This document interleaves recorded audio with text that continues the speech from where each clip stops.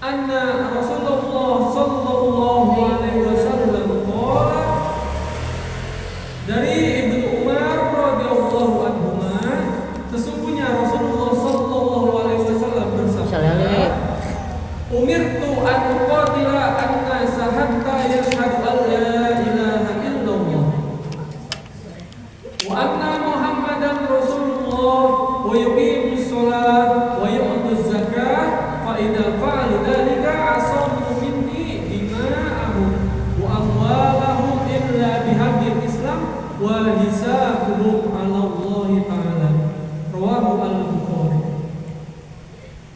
Rasulullah sallallahu alaihi wasallam bersabda, aku diperintahkan untuk memerangi orang-orang sampai mereka bersaksi bahwasanya tiada Tuhan selain Allah dan sesungguhnya Muhammad adalah utusan Allah, dan sampai mereka pula mengerjakan daripada yang namanya sholat dan membayar daripada yang namanya zakat, sehingga ketika mereka melakukan semua itu maka akan dijaga daripada harta mereka dan darah-darah mereka, kecuali daripada yang namanya hakul Islam dan perhitungan mereka terhadap Allah Subhanahu wa ta'ala. Diriwayatkan oleh Imam Bukhari dan Muslim. Baik. Jadi hadis ini menerangkan bahwasanya Ibnu Umar mengatakan bahwasanya Rasulullah SAW bersabda, umirtu an uqatilan nasa hatta yashhadu an la ilaha illallah. Aku diperintahkan, maksudnya diperintahkan ini berarti kalau perintah itu berarti mengatakan wajib dilaksanakan ya, sama seperti sholat 5 waktu. Kalau sholat 5 waktu itu adalah perintah dari Allah Subhanahu wa ta'ala. Sedangkan kalau misalkan sholat tahajud atau sholat sunnah yang lainnya itu bukan diperintahkan, tetapi dianjurkan. Ya, ada dianjurkan, ada diperintahkan. Kalau diperintahkan berarti hukumnya adalah wajib. Kalau misalkan dianjurkan berarti hukumnya adalah sunnah. Kalau nggak diperintah dan nggak dilarang, hukumnya adalah mubah. Kalau misalkan dianjurkan untuk ditinggalkan, hukumnya adalah makruh. Kalau misalkan harus ditinggalkan, maka hukumnya adalah haram. Paham ya? Paham. Nah, maka ketika diperintahkan Nabi Muhammad SAW berarti adalah suatu kewajiban, yang dimana kewajiban Nabi Muhammad SAW untuk memerangi manusia yang lain sampai manusia itu masuk ke dalam agama Islam atau mereka bersaksi bahwasanya tidak ada Tuhan selain Allah dan Nabi Muhammad SAW adalah utusan Allah. Apa maknanya? Apakah maknanya kita harus memerangi orang-orang yang kafir atau memerangi orang-orang yang tidak mau bersaksi kepada Allah, atau bersaksi bahwasanya tidak ada Tuhan selain Allah, atau bagaimana maknanya? Nah, yang dimaksud sini maknanya adalah segala sesuatu yang berkaitan dengan manusia itu sendiri atau dengan daripada haknya itu sendiri. Artinya maknanya selama sesuatu itu tidak berselaras dengan yang namanya hak seseorang atau misalkan hak daripada individu tersebut, maka orang tersebut itu tidak diperangi. Akan tetapi mereka diperangi ketika mereka itu tidak memenuhi daripada yang namanya hak-haknya. Maksudnya gimana? Contohnya gini, seumpama ada orang dia menyatakan bahwasanya dirinya masuk ke dalam agama Islam.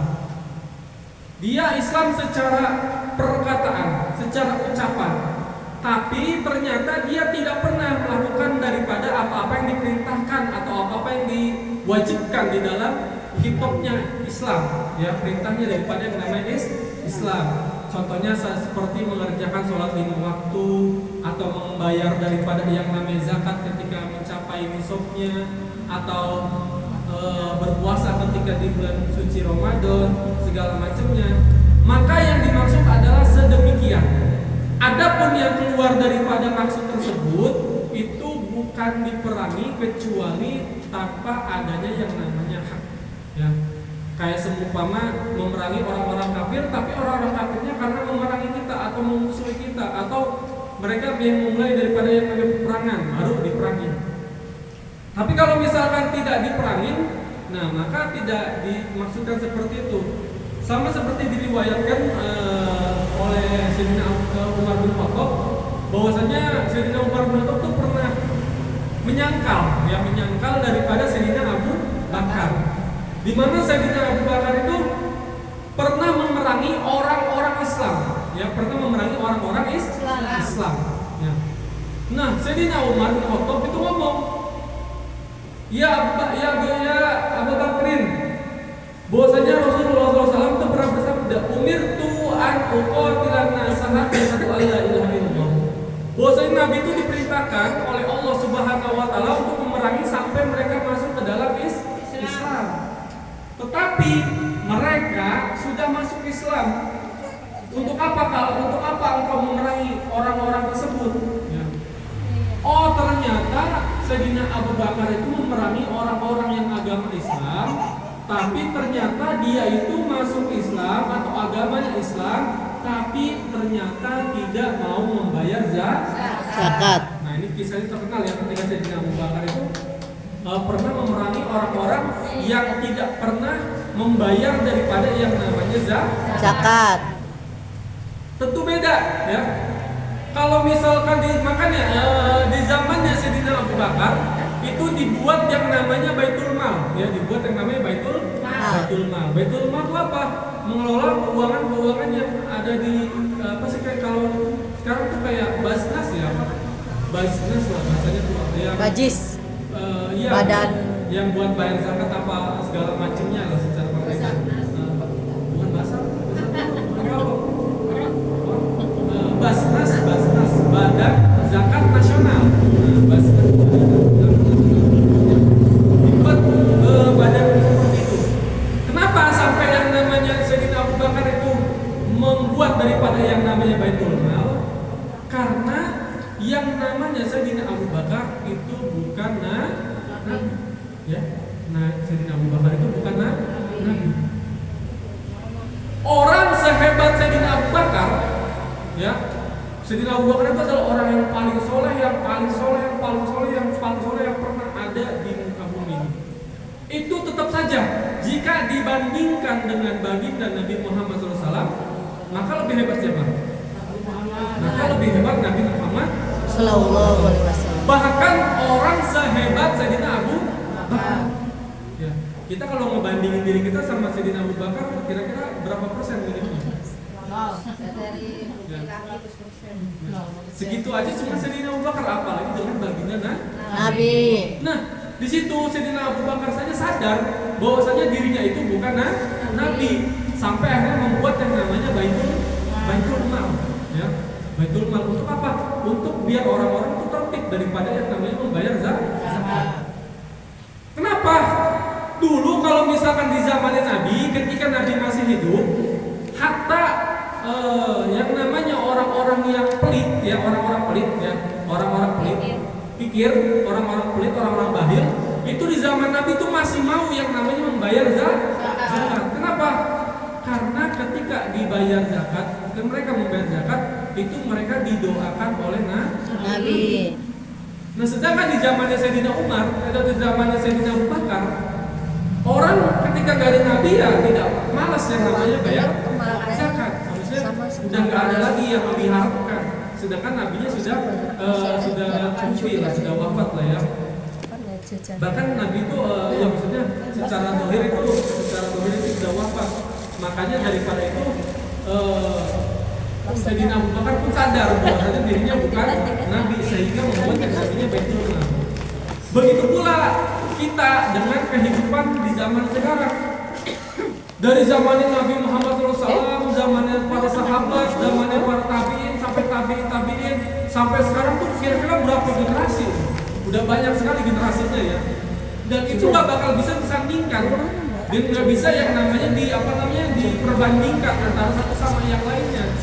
Maka oleh karena itu Ketika kita masih hidup, kita tuh tidak usah terlalu tidak usah terlalu ambisius di dalam meniru seseorang, karena kita itu bukan orang yang sama, ya. Ketika kita seumpama kita meneladani Habib Umar bin Hafiz lah ya, seumpama ya. Terus kita pengen dimirip-miripin sama Habib Umar bin Hafiz, entah ngelakuin kesunahan yang beliau lakuin, apa segala macamnya itu tuh yang ada kalau misalkan bukan diri kita, yang ada malah jadi membebani daripada diri kita, ya. Salah nggak? Ya nggak salah, justru benar, itu bagus, itu suatu kebaikan. Maka kebaikan harus ditiru, ya. Akan tetapi kita harus melihat daripada yang namanya batasan diri kita, ya, kemampuan kita. Bahwasanya innallaha la yuhibbul mu'tadin. Allah tuh sangat tidak menyukai orang-orang yang tadi itu apa? Orang-orang yang melampaui batas. Ya. Ketika kita seumpama pengen ngikutin sunnah Nabi, ngelakuin hal ini, ngelakuin itu, apa segala macamnya, tapi ternyata kondisinya nggak memungkinkan, atau seumpama lingkungannya nggak yang cocok apa segala macam, ya udah tidak usah terlalu dipaksa, ya. Mungkin kayak misalkan kayak nikop, dia mau pakai nikop apa namanya, cadar atau apa segala macamnya. Ya kalau misalkan memang tidak keluar dari budaya atau memang nanti bakal sesuatu yang sensitif atau yang memang gimana, maka kita ambil kaul yang tengah-tengah saja, ambil kaul yang mutawasid, kaul pendapat yang menengah-tengah, tidak usah yang berlebihan.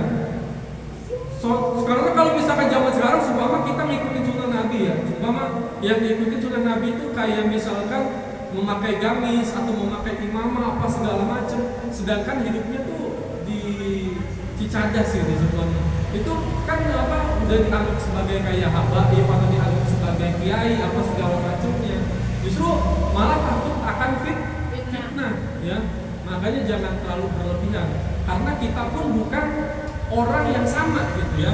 Sama seperti Sayyidina Abu Bakar Siddiq, ya, ketika beliau itu sadar bahwa dirinya bukan nabi, maka beliau